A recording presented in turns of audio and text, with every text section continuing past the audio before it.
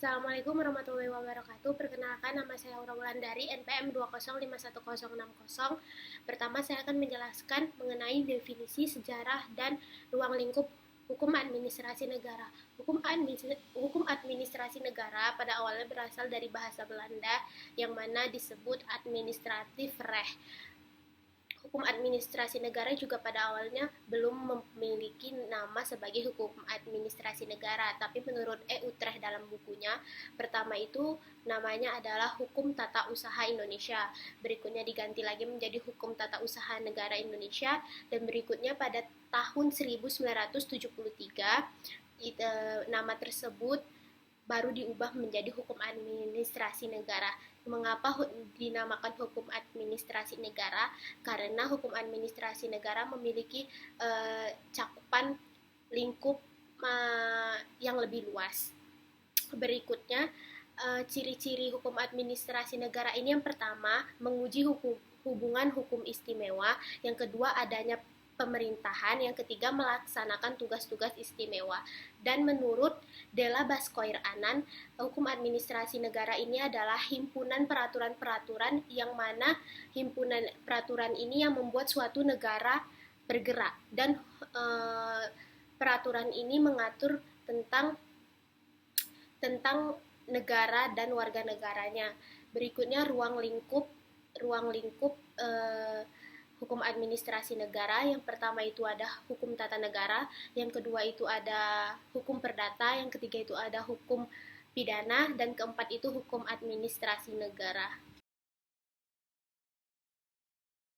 Berikutnya saya akan menjelaskan mengenai pengantar Han. Menurut Profesor Dr. M.R. Prajudi Atmosudirjo, bahwa Han memiliki ada arti luas yang mana bisa disebut hukum tata pemerintahan, hukum tata negara, hukum administrasi lingkungan, hukum administrasi pembangunan. Dan dalam arti sempit dapat diartikan tentang hukum yang mengatur mengenai urusan rumah tangga suatu negara, baik secara intern maupun ekstern. Berikutnya, sistem hukum itu ada Rechtsstaat, Rule of Law, dan Machtsstaat. Rechtsstaat itu ciri-cirinya adalah adanya perlindungan HAM, yang berikutnya dijalankan berdasarkan trias politika, berikutnya pemerintahnya menjalankan tugas yang berdasarkan undang-undang, adanya peradilan administrasi, berikutnya itu ada Rule of Law. Rule of Law ini ciri-cirinya ada persamaan kedudukan di depan hukum, berikutnya ada supremasi hukum, dan lain-lain. Nah, apa sih persamaan dari Rule of Law dan Rechtsstaat? Persamaannya adalah sama-sama mempunyai perlindungan hak asasi manusia dan sama-sama negaranya dijalankan berdasarkan undang-undang. Berikutnya adalah perbedaannya hanya jika di Rechtsstaat ada peradilan hukum, maka di Rule of Law tidak ada peradilan negara. Berikutnya Machtsstaat. Machtsstaat ini yang mana dapat diartikan sistem hukum yang berdasarkan kekuasaan. Dan karena sistem ini berdasarkan kekuasaan, maka Machtsstaat memiliki ciri-ciri yang paling menonjol itu adalah pemimpinnya berkuasa sangat lama, bukan tidak diganti-ganti. Berikutnya asas-asas negara hukum. Yang pertama itu adanya monopoli paksa, berikutnya ada persetujuan rakyat, dan yang ketiga ada persekutuan hukum.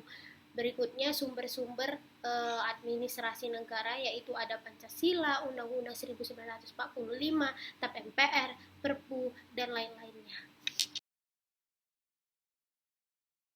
Berikutnya saya akan menjelaskan mengenai putusan Tun. Jadi di dalam kasus Tun ini subjeknya itu adalah aparatur negara. Berikutnya tujuan Tun. Dari tujuan Tun ini ada dua. Yang pertama itu untuk menyelesaikan sengketa antara pemerintah dan warga negara. Yang kedua itu untuk melindungi warga negara dari tindakan sewenang-wenang pemerintah. Berikutnya maksud dari PT UN ini adalah untuk menciptakan pemerintah yang bersih, yang kedua mencegah perbuatan sewenang-wenang dari aparatur negara. Yang ketiga adanya mencegah adanya kesalahan dari pemerintah dalam menerapkan undang-undang. Berikutnya itu mengenai dasar hukum peradilan tata usaha negara. Jadi dasar hukumnya ini juga berdasarkan sistem ketatanegaraan Indonesia yang mana sesuai dengan yang ada di 3 pilar, yaitu ada yudikatif tentang kekuasaan kehakiman. Hal ini tercantum dalam pasal 24 Undang-Undang Dasar 1945. Dan berikutnya juga PT-UN ini juga berkaitan dengan konsep negara hukum yang mana pada negara hukum kan ada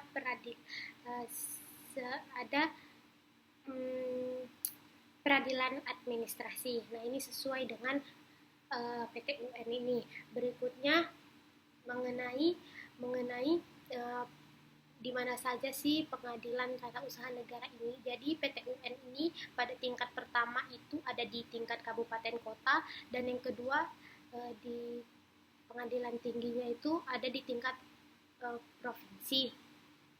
Dan PT-UN ini belum banyak dan belum ada di semua kota. Jadi totalnya itu ada pada tingkat pertama itu ada 28, dan pada tingkat tinggi itu hanya ada 4. Berikutnya yurisdiksi PT-UN. Pada awalnya yurisdiksi ini hanya seputar mengenai pejabat-pejabat yang ada di tata usaha negara aja, akan tetapi sekarang diperluas menjadi apapun kejadian yang ada di dalam tata usaha negara itu tersebut. Berikutnya sifat dari keputusan PT-UN ini adalah konkret, tertulis, individual, dan final. Dan berikutnya itu ada mengapa PT-UN itu penting, karena sebagai masyarakat umum masih awam mengenai tentang peradilan-peradilan tata usaha negara, maka itulah pentingnya PT-UN agar di dalam peradilan tersebut masyarakat dapat dibantu oleh hakim untuk memenangkan hak-hak yang seharusnya dia terima. Berikutnya saya akan menjelaskan mengenai sumber hukum administrasi negara. Jadi sumber hukum kita akan menjelaskan mengenai sumber hukum. Sumber hukum ini merupakan segala sesuatu yang dapat menimbulkan hukum dan tempat di mana ditemukan hukum tersebut. Di dalam sumber hukum administrasi negara ini ada terbagi menjadi 2. Yang pertama itu sumber hukum material, dan yang kedua ini sumber hukum formil. Yang pertama sumber hukum material. Sumber hukum material ini yang mana dapat diartikan faktor-faktor yang mempengaruhi hukum itu terjadi, hukum itu terbentuk.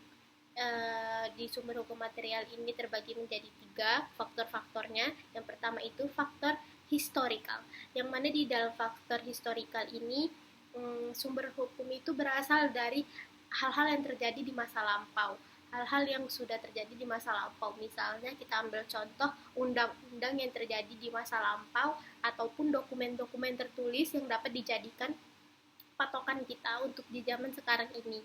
Yang kedua itu ada faktor sosiologis. Faktor sosiologis ini faktor yang dialami masyarakat.